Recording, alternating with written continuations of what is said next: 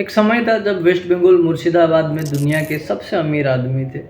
एक ऐसा banking family था जिसे पूरा दुनिया में जगत सेठ के नाम से बुलाया जाता था। जगत सेठ ये किसी भी एक इंडिविजुअल का नाम नहीं था, बल्कि ये एक टाइटल था जिसका मतलब होता है बैंकर ऑफ द वर्ल्ड या फिर मर्चेंट ऑफ द वर्ल्ड। और इस टाइटल के पहले मालिक थे मानिक चंद, जो कि ओरिजिनली राजस्थान से थे।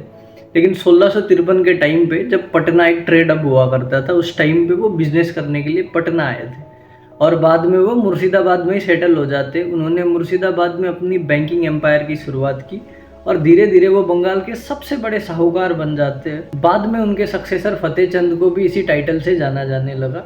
जगत सेठ का फैमिली बंगाल के फाइनेंशियल सिस्टम का मास्टर की था। वो नवाब्स के ऑफिशियल बैंकर्स और ट्रेजरर्स थे। रेवेन्यू कलेक्शंस उनके थ्रू होता था।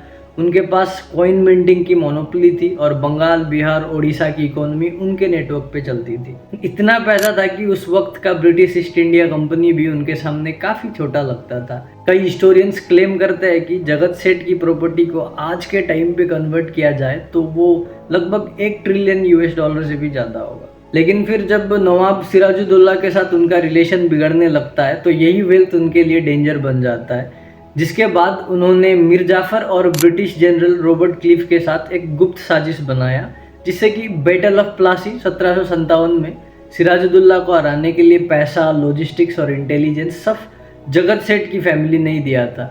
ये डिफीट इंडिया में ब्रिटिश रूल का स्टार्टिंग पॉइंट भी बना। पहले तो उन्हें लगा था कि उन्होंने सही साइड चुना है, लेकिन जैसे ही ब्रिटिशर्स ने अपना कंट्रोल हासिल किया वैसे ही उन्होंने जगत सेठ का इम्पोर्टेंस कम करना शुरू कर दिया। सबसे पहले उन्होंने मुर्शिदाबाद से ट्रेजरी को शिफ्ट कर दिया, जिसके बाद उनका बैंकिंग एम्पायर धीरे धीरे टूटने लगा। फिर कुछ सालों बाद नए नवाब मीर कासिम ने उनके फैमिली के कई मेंबर्स को एलिमिनेट कर दिया। जो परिवार कभी बैंकर ऑफ द वर्ल्ड कहलाता था, उसका एम्पायर गिरता चला गया। आज मुर्शिदाबाद में उनका हवेली को एक म्यूजियम के रूप में रखा गया है।